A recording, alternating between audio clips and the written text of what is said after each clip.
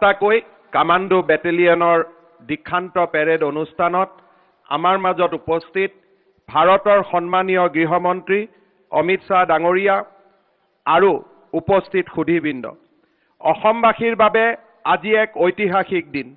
আজি আমি আটায়ে এক বিৰল আৰু ব্যতিক্ৰমী দীক্ষান্ত পেৰেডৰ সাক্ষী হ'ম। অতি উচ্চ খাপৰ আৰু কঠোৰ প্ৰশিক্ষণ সমাপ্ত কৰা অসম আৰক্ষীৰ 2551 গৰাকী কমাণ্ডোৱে আজি প্ৰদৰ্শন কৰিব তেওঁলোকৰ অটল উদ্যম, দক্ষতা আৰু উজ্জীৱিত শক্তি। কেন্দ্ৰীয় গৃহমন্ত্ৰী অমিত শ্বাহ ডাঙৰীয়াৰ উপস্থিতিয়ে এই অনুষ্ঠানক এক নতুন মাত্ৰা প্ৰদান কৰিলে। মই দীক্ষান্ত পেৰেডত অংশ লোৱা অসম আৰক্ষীৰ প্ৰতিগৰাকী কমাণ্ডোক আন্তৰিক অভিনন্দন জনাইছো। আজিৰ অনুষ্ঠানত উপস্থিত তেখেতসকলৰ পিতৃ মাতৃ আৰু অভিভাৱককো মই মোৰ প্ৰণাম আৰু নমস্কাৰ জনাইছো। দীক্ষান্ত পেৰেডৰ এই অনুষ্ঠানৰ সৌষ্ঠৱ বৃদ্ধি কৰাৰ বাবে আমি অসমবাসী ৰাইজৰ হৈ মাননীয় অমিত শ্বাহ ডাঙৰীয়াক আকৌ এবাৰ কৃতজ্ঞতা জনাইছো।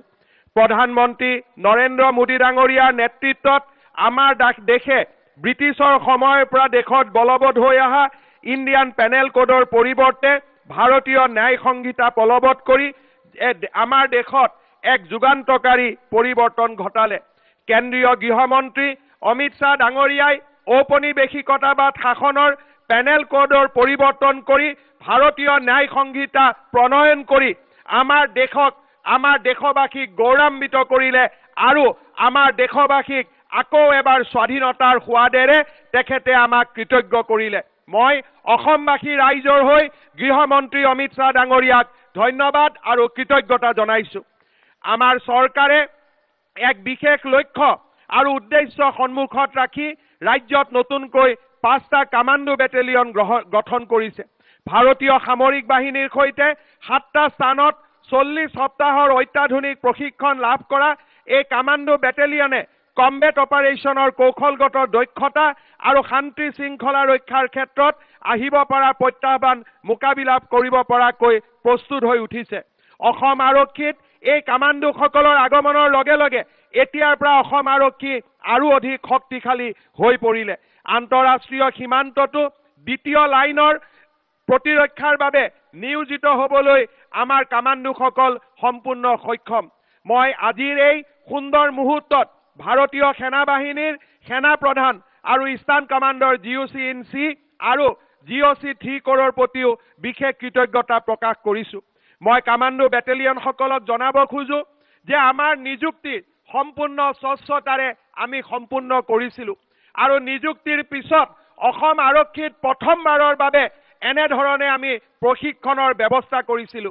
মই আশা কৰো আপোনালোকে সাহস, দৃঢ়তা, নিষ্ঠা, সততা আৰু দায়বদ্ধতাৰে অসম আৰক্ষীৰ গুণগত মানদণ্ড উন্নত কৰিব আৰু অসমৰ জনসাধাৰণক গৌৰৱান্বিত কৰিব। অসম আৰক্ষী হৈছে সাহস, ত্যাগ আৰু সমৰ্পণৰ প্ৰতীক। অসম আৰক্ষীৰ এক সমৃদ্ধ ইতিহাস আছে। বিগত 150 বছৰে অসম আৰক্ষীয়ে বহু প্ৰত্যাহ্বানৰে সন্মুখীন হৈছে যদিও অদম্য সাহস আৰু উৎকৃষ্ট ৰণকৌশলেৰে সকলো প্ৰত্যাহ্বানৰ ওপৰত অসম আৰক্ষীয়ে চমকপ্ৰদ বিজয় সাব্যস্ত কৰিছে। অপৰাধী আৰু উগ্ৰপন্থীৰ বিৰুদ্ধে প্ৰচুৰ সংযমেৰে বিভিন্ন চৰম পৰিস্থিতিত কাম কৰি পেছাদাৰী আৰু সামাজিক দায়িত্ব পালন কৰি আহিছে। দেশমাতৃৰ গৌৰৱ অক্ষুণ্ণ ৰাখিবলৈ কৰ্তব্য পথত অসম আৰক্ষীৰ বীৰ বীৰাংগনা আৰু বিষয়াসকলে নিজৰ জীৱন ত্যাগ কৰিছে।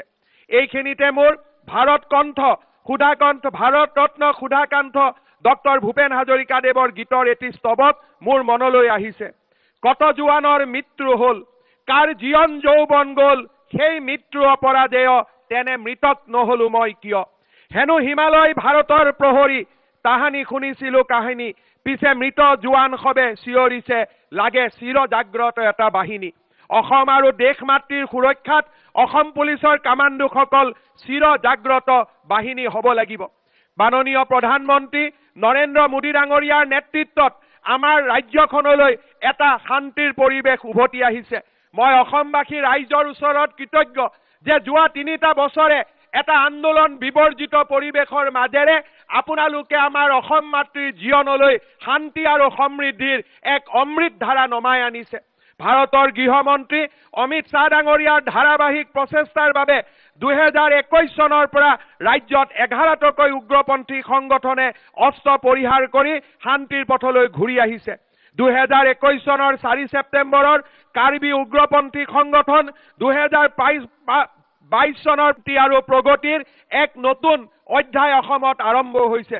অসমকে ধৰি উত্তৰ পূৰ্বাঞ্চললৈ স্থায়ী শান্তি ঘূৰি অহাৰ পৰিপ্ৰেক্ষিতত কেন্দ্ৰীয় চৰকাৰে এতিয়া মাত্ৰ অসমৰ 4খন জিলাতহে অশান্ত অঞ্চল আইন বলবৎ ৰাখিছে জ্ঞাপন কৰিছো। অপৰাধমুক্ত অসম গঢ়াৰ লক্ষ্য সফল কৰি গঢ়ি তোলাৰ দিশত কেন্দ্ৰীয় গৃহমন্ত্ৰী অমিত শ্বাহ ডাঙৰীয়াৰ পৰা আমি নিৰন্তৰ পৰামৰ্শ লাভ কৰি আহিছো।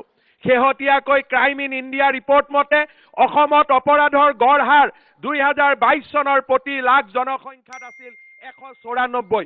2023ত এই হাৰ আমি আৰু হ্ৰাস কৰি 144 পাবলৈ সক্ষম হৈছো। আমাৰ ৰাজ্যৰ দোষী সাব্যস্তকৰণৰ হাৰ 13%ৰ পৰা 17%লৈ বৃদ্ধি পাইছে। 2021 চনৰ মে মাহৰ পৰা অসম আৰক্ষীয়ে অভিযান চলাই আজিলৈকে 8,000তকৈও অধিক গোচৰ ৰুজু কৰাৰ লগতে 13,000 ড্ৰাগছ সৰবৰাহীক গ্ৰেপ্তাৰ কৰিছে। অসমখনক দুৰ্নীতিমুক্ত কৰিবলৈ আমাৰ চৰকাৰে লোৱা পদক্ষেপক অসম আৰক্ষীৰ ভিজিলেন্স আৰু দুৰ্নীতি বিৰোধী শাখাৰ অভিযানে এক নতুন গতি দিছে। মই আপোনালোকক জনাব খোজো যে প্ৰধানমন্ত্ৰী মোদী ডাঙৰীয়াই 2014 চনৰ গুৱাহাটীত অনুষ্ঠিত আৰক্ষী সঞ্চালক প্ৰধানসকলৰ সন্মিলনত যি স্মাৰ্ট পুলিচিঙৰ ধাৰণা দাঙি ধৰিছিল তাক আজি আমি কাৰ্যলৈ ক্ৰিয়ান্বিত কৰাৰ বাবে প্ৰচেষ্টা কৰিছো। অসম আৰক্ষীৰ একাডেমী লাচিত বৰফুকন পুলিচ একাডেমীক আজি আমি এক বিশ্ব মানদণ্ডৰ পুলিচ একাডেমীলৈ ৰূপান্তৰ কৰাৰ কামত অগ্ৰসৰ হৈছো। 102 সেৱাক সম্পূৰ্ণ নতুন ৰূপত সজাই পৰাই তোলাৰ বাবে আমি প্ৰচেষ্টা কৰিছো আৰু আজি ইণ্টাৰনেটৰ সংযোগেৰে অসম পুলিচৰ 700টা স্থানত আসাম পুলিচ কানেক্ট প্ৰকল্প আমি আৰম্ভ কৰি অসম পুলিচক আজি আমি শক্তিশালী কৰি তুলিছো। কেন্দ্ৰীয় গৃহমন্ত্ৰী অমিত শ্বাহ ডাঙৰীয়াৰ প্ৰচেষ্টাত অসমত ৰাষ্ট্ৰীয় ফৰেন অসম আৰক্ষীক ভাৰতৰ ভিতৰতে এক উচ্চ মানৰ আৰক্ষীলৈ ৰূপান্তৰ কৰিব। যোৱা 3টা বছৰৰ অসম আৰক্ষীৰ আটাইতকৈ উন্নত গৌৰৱ উজ্জ্বল মুহূৰ্তবোৰ আছিল নিকা নিযুক্তি। যোৱা 3টা বছৰত 20,000 অসম আৰক্ষীৰ জোৱানক নিকা নিযুক্তিৰে আমি ৰাজ্যৰ যুৱক যুৱতীৰ মাজত এক নতুন আশাৰ সঞ্চাৰ কৰিবলৈ পাৰিছিলো। আজি আমাৰ সন্মুখত থিয় দিয়া এই 5টা কামাণ্ডো বেটেলিয়নৰ জোৱানসকল হ'ল আমাৰ সেৱা কৰিব অসমখনক ভাৰতৰ ভিতৰতে এখন সৰ্বোচ্চ ৰাজ্যলৈ পৰিগণিত কৰিব। তাকেই মই আজিৰ দিনটোত পুনৰ এবাৰ অসমবাসী ৰাইজৰ ওচৰত প্ৰাৰ্থনা কৰিছো।